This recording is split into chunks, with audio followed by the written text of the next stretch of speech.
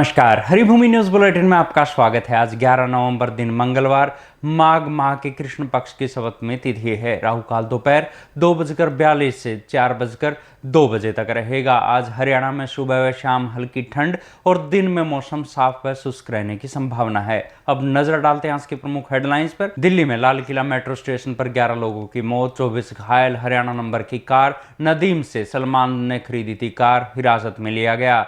फरीदाबाद से via Lucknow to Jammu तक terror module में महिला समेत 3 डॉक्टर गिरफ्तार। भारी मात्रा में विस्फोटक व हथियार बरामद।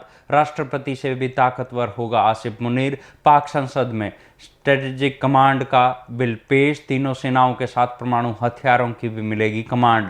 वोट चोरी से ब्राजीलियन मॉडल का अपना करियर खत्म होने का डर। राहुल गांधी ने 22 बूथों पर वोट डालने का लगाया था आरोप। दूसरे फेज के 122 सीटों पर वोटिंग। 45,399 बूथों पर आज ईवीएम पहुंची। गया जी के 3 गांवों में 25 साल बाद होगी वोटिंग। अब खबरें विस्तार से। सबसे पहले बात करते हैं दिल्ली लाल किले मेट्रो स्टेशन के पास धमाके से दिल्ली को दहला देने की साजिश की। सोमवार शाम दिल्ली में लाल किला मेट्रो स्टेशन के पास एक कार में हुए जोरदार धमाके से दिल्ली दहल गई।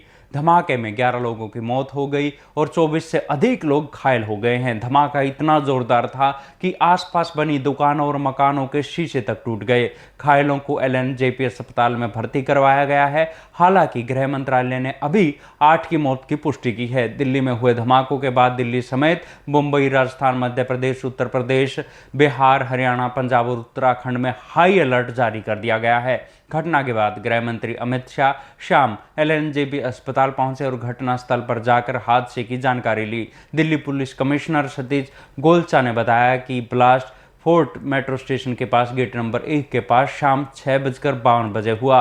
एक i20 कार के पिछले हिस्से में धमाका हुआ है। हरियाणा नंबर की कार i20 कार गुरुग्राम में रजिस्टर्ड है। पुलिस ने पूरे इलाके को घेर लिया है। फोरेंसिक टीम पहुंच गई है।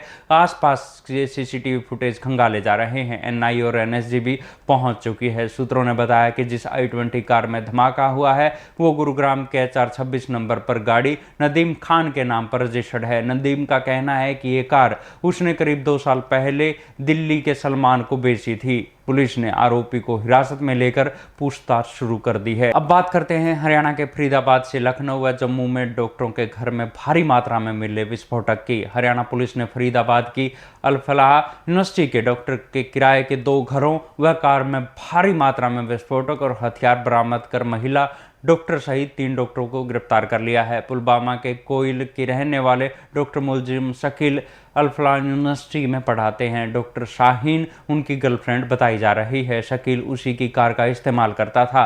पुलिस ने रविवार को शकील के एक कमरे में 360 किलो विस्फोटक और असॉल्ट राइफल पकड़ी। पुलिस ने डॉक्टर मुलजिम शकील के फरीदाबाद के गांव में किराए के मकान से 2563 किलोग्राम संदिग्ध विस्फोटक सामग्री बरामद की है। सोमवार को शाहीन की कार से कश्मीर में AK-47 राइफल और जिंदा कारतूस व अन्य संदिग्ध सामग्री जब्त की। इससे पहले जम्मू पुलिस ने अनंतनाग निवासी डॉक्टर आदिल को सहारनपुर से गिरफ्तार किया था। डॉक्टर मुलजिम शकील गांव में 3 महीने पहले किराए पर कमरा लिया था। ये यहां रहता नहीं था, केवल सामान रखने के लिए कमरा लिया था। फरीदाबाद के पुलिस कमिश्नर सत्येंद्र कुमार गुप्ता ने बताया कि पिछले करीब 15 दिनों से हरियाणा और J&K पुलिस का एक ज्वाइंट ऑपरेशन चल रहा था। दोनों राज्यों की पुलिस ने फरीदाबाद से एक एक्टिविस्ट को पकड़ा था जिसका नाम डॉक्टर मुलजिम शकील है। इसके बाद रविवार को मुलजिम के कमरे पर रेड की गई। उन्होंने कहा कि मामले की जांच अभी जारी है, इससे ज्यादा डिटेल अभी साझा नहीं की जा सकती है। अब बात करते हैं राष्ट्रपति से भी ताकतवर बनने जा रहे पाकिस्तान आर्मी चीफ आसिफ मुनीर की। पाकिस्तान की शहबाज सरकार ने संविधान में बदलाव के लिए दोनों सदनों में पेश किए गए नेशनल स्ट्रेटेजिक कमांड बिल का गठन कर संसद में पेश कर दिया है। इसे संविधान में 27वां संशोधन कहा जा रहा है। ये बिल पास होने के बाद ये कमांड पाकिस्तान के परमाणु हथियारों और मिसाइल सिस्टम की निगरानी और नियंत्रण करेगी। अब तक ये जिम्मेदारी नेशनल कमांड अथॉरिटी के पास थी जिसकी अध्यक्षता प्रधानमंत्री करते थे, लेकिन अब से NSC के पास इसकी जिम्मेदारी होगी। NSC का कमांड भले ही प्रधानमंत्री की मंजूरी से नियुक्त होगा, लेकिन ये नियुक्ति सेना प्रमुख की सिफारिश पर ही होगी।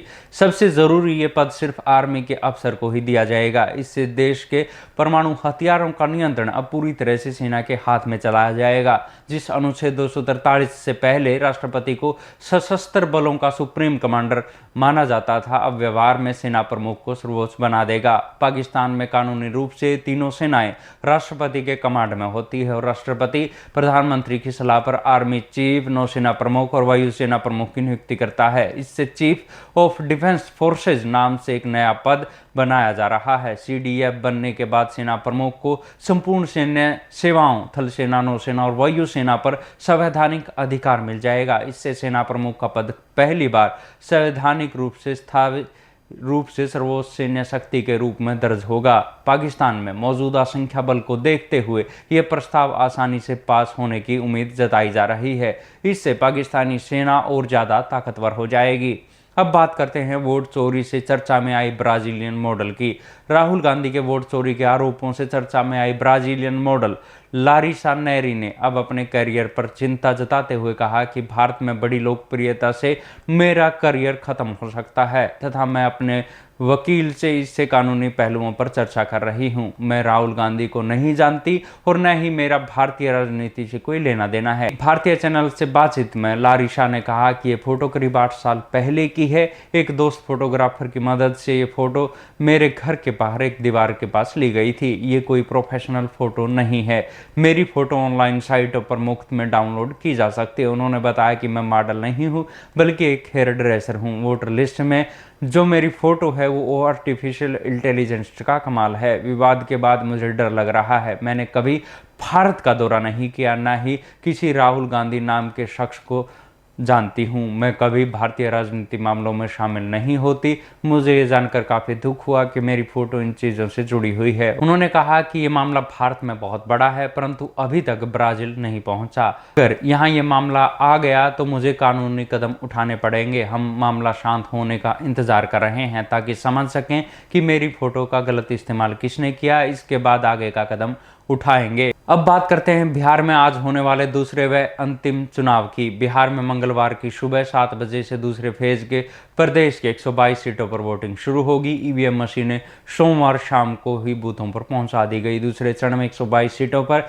1302 उम्मीदवार मैदान में हैं। आज सभी 243 सीटों पर उम्मीदवारों की किस्मत ईवीएम में कैद हो जाएगी और 14 नवंबर को वोटों की गिनती होगी। पहले फेज में 121 सीटों पर करीब 65% वोटिंग हुई है। दूसरे चरण में 122 सीटों के लिए 45,399 बूथों पर वोट जाएंगे। चुनाव को शांतिपूर्ण व निष्पक्ष संपन्न कराने के लिए सुरक्षा व्यापक प्रबंध किए गए हैं। दूसरे और अंतिम चरण के मतदान से पहले सुप्रीम कोर्ट के डिप्टी सीएम सम्राट चौधरी को अयोग्य ठहराने की याचिका को खारिज कर दिया है। कोर्ट ने चुनावी हलफनामे में उम्र गलत बताने वाली याचिका को खारिज करते हुए कहा कि कोर्ट का समय बर्बाद न करें। याचिका हैदराबाद के एक निवासी ने दायर की थी। मामले की सुनवाई सुप्रीम कोर्ट की 2 बेंच ने की।